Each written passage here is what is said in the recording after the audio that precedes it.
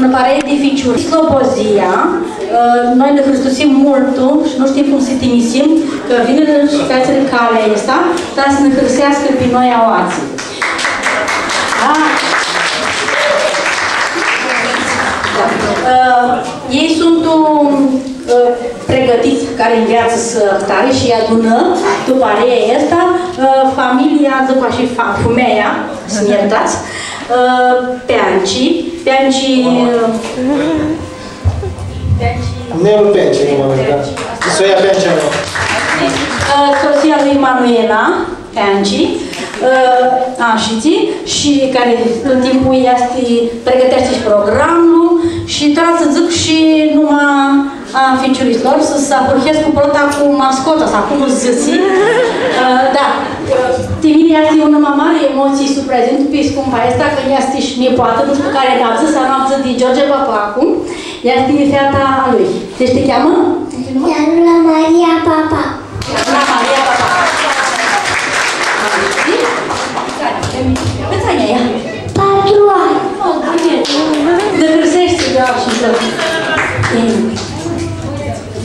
Ianis Alexandru Papacu. Merge... 6 ani. Bine, și zitora voi să-i cunoșteți, îi păcărsesc cu smut în heamă, în cicioare, mama Ali Ianului, să cunoșteți?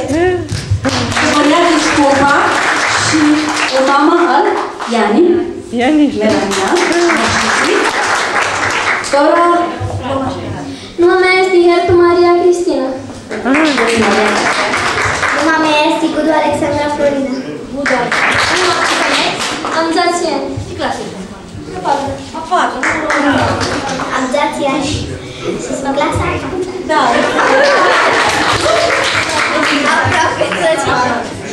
Mine este Costea Alexandru Peanci, am 13 de ani și ești cu clasa 7. Deci atât și mine că este taica Peanci din Slobozia, că cu care este să lucrează tata, dada și ficioră. Da, el vine aoace și va să intre cel după arei. Știi numai? Tașu Stelian. Și Tașu Stelian și... 8 ani. 8 ani. Uite, vedeți că ai boață. Ai silă, poți să iei și o discântă, nu? Da. El... voi vine cu frățior, nu? Da? Și el vine cu tata, care i-a dus cu microbuzul de împreună și cu mama. Da? Uite-te și nici. Să mulțumim foarte mult că ei de împreună din o oară nu scurtează calea București, Slobozia din oară. Tora, vreau să prezint ție activitatea, dar femeia asta Slobozia, care e cu ficiuriții de awații, voi să fac protam în introducere. Zic că lumea armânească, ieșitul mitani să spune tu lumii, plica dit unii n-auțăți, să înființări reiului, radio secția armânească, tora pe 26 martie a să aibă un mare spectacol la sala radio. Avem și un reprezentant al Aurica Piha, de baricade acolo la Radio România Internațional, secția armânească. Și vă așteptăm, intrarea este gratuită, da? Aurica, da? A rămas și intrarea este gratuită, 26 martie, este unul sâmbătă la ora? Că-ți dăm că bani ca de ora. La ora 18. Asta avem și atunci un mare mișat spectacol cu călisiți din afară, din Văsărilii Iubânează Români, Macedonia, Albania și Jdeaoați, singura Jdeaoați care sunt gazde. Și de atunci să înființară multe organizații armânești că toată politica europeană este afirmarea identităților, ca să nu se n-amisa de multe mileți care se hârteri și aspărzeri. Și noi, tot armonii, acurhim de avem deja să înființăm în 1990 și comunitatea română. Mulți ani nu lucrăm, din 2001 acurhit lucrează iara, Societatea Culturală Armânească iara atunci se înființă și se reactivă. Și mulți din noi zic că, sau alții nu consideră că nu avem instituții. Deja având personalitate juridică, toate ONG-urile astea sunt considerate instituții și ne reprezintă. De aceea, voi să zic că este mult ghini, mulți din noi se interesează și se ajută și se întreabă și cum lucrează este, că ne reprezintă. Cum îți duc ei și zbrăscu și zic de noi armânii, lumea ația știe. Și eu zic că e mai ghini, mai multă implicare în lucrul care să faci recunoșterea armânilor ca identitate. Eram zilele astea la un simpozion mic și se băga problema de identitate. Toată lumea zbracă, identitatea se asumă, se face dreață. Și până la urmă, zic, dar identitatea nu se moștenește. Nu poți să zic mine că eu american când toți vecinii știu că eu mai american, că după cum îmi portă și cum băsc în casă și ții.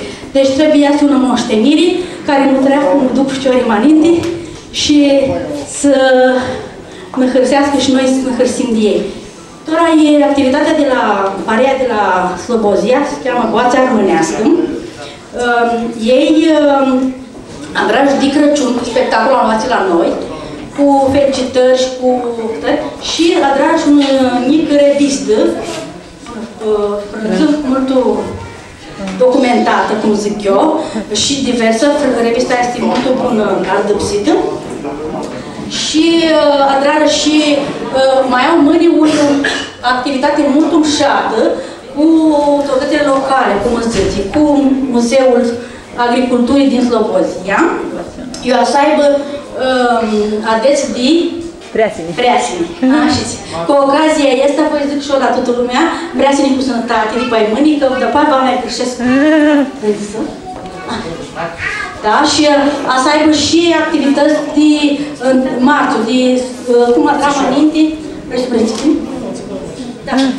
Tu revistă sunt toate cum atrag aminte marțul armânii, ce semnificație are marțul și preasile, cum adete de preasile, cum îl atrag. Delihea este că noi suntem o numiletă ortodoxă, creștină și alții în Balcan, ea și o duc. Mai avem și particularități, cum îți zici, armânești. Și doar noi îndreapsim mamații, că tot timpul preasile și cu marțul, 8 martie, uite, și avem și ficiuriță și ea, să nu încheamă de adetea cu hasca. Cum să aușul care era în casă, adunat toți nipoții de Amvârliga, că adetea este ca toți, care era mamare tu femeie, să pună toți la el. Și atunci el făcea hazii cu hasca cu ficiuriță. Să ducem aminte iara. Avem un bărbat revisit, avem o puțină mai mare. Și el crezesc cu bani și să facă încheamă de urșicaie cu adede ăsta de hască. Și de-apoi va să continuăm.